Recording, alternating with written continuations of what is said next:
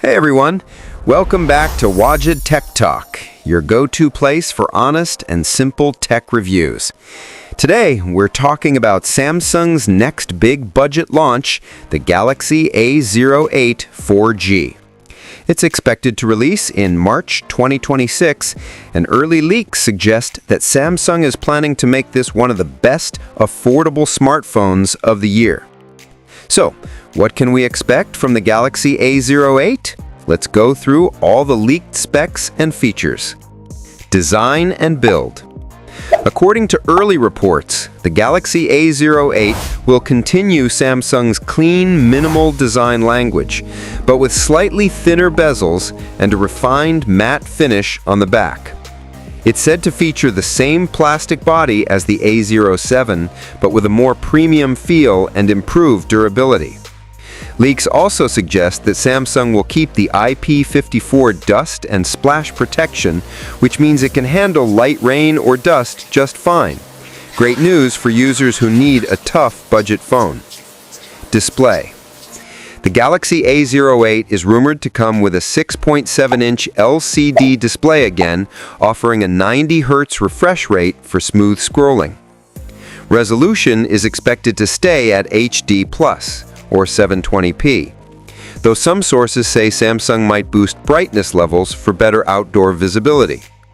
So, while it won't be AMOLED, it should still look good for watching videos, scrolling social media, or playing light games. Performance. Now here's the exciting part, the chipset. Leaks claim that Samsung may upgrade from the Helio G99 to a slightly newer version or optimized G99 Ultra processor for better battery efficiency and smoother performance. It'll likely come with 4 GB or 6 GB of RAM and storage up to 256 GB, with a dedicated micro SD card slot still available. For a phone in the low price range, that's pretty solid. Software and updates. The Galaxy A08 is expected to launch with Android 15 out of the box, running One UI 7, and Samsung might even roll out One UI 7.1 soon after launch. Samsung is also expected to continue its 6-year update promise, which is unheard of in this budget category. That means you'll get major updates till 2032. Huge win for long-term users. Battery and charging.